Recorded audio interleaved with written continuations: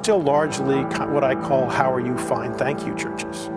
I have a friend who not long ago told me he'd been to his AA home group on Thursday night, and after the meeting, one of his friends came up and said, "How you doing?"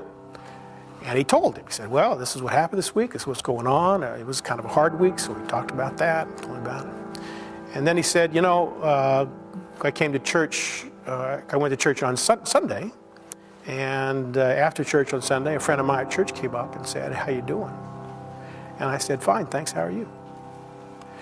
And that sort of discontinuity, that sort of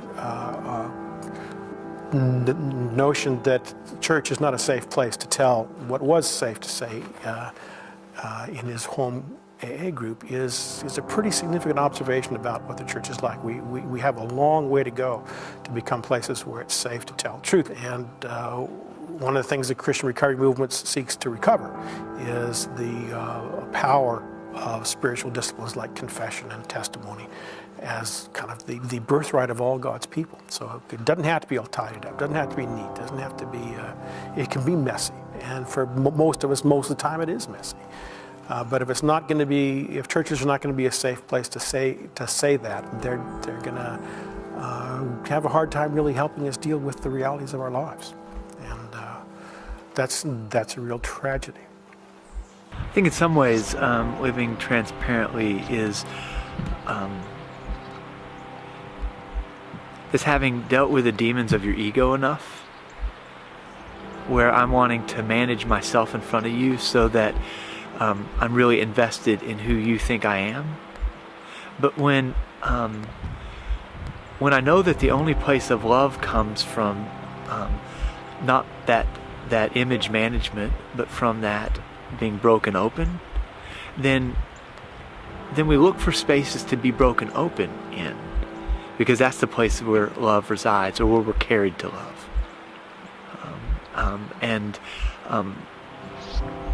we're all in need of being carried to love, right? And so I think the transparency is that whiff of the Spirit that says there's love over here. And this is one of the thresholds that you could take a hold of to incorporate in your life to be connected to this kind of love. How do you buy buildings, creating those spaces?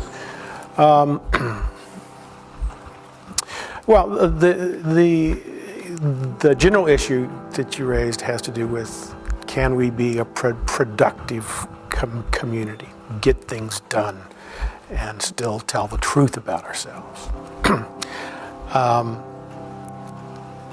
Wouldn't we get more done if we were just,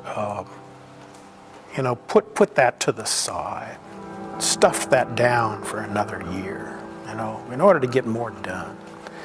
And you can do that. You can stuff.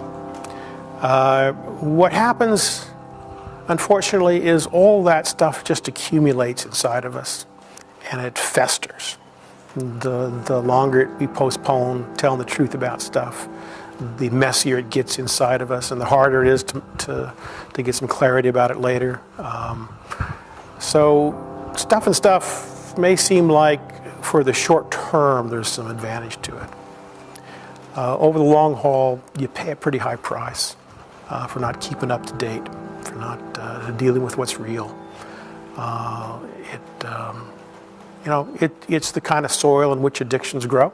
And so that's one outcome among many. I mean, there's all kinds of problems that arise from our lack of paying attention to the stuff that's real in our lives, and not creating safe places to talk about that kind of stuff. And we just wind up feeling really alone, and we wind up feeling really bad. And we deserve better than that. We're precious children of a God who loves us like crazy. And for us to spend the bulk of our lives sort of burdened down by shame is another enormous and unnecessary tragedy.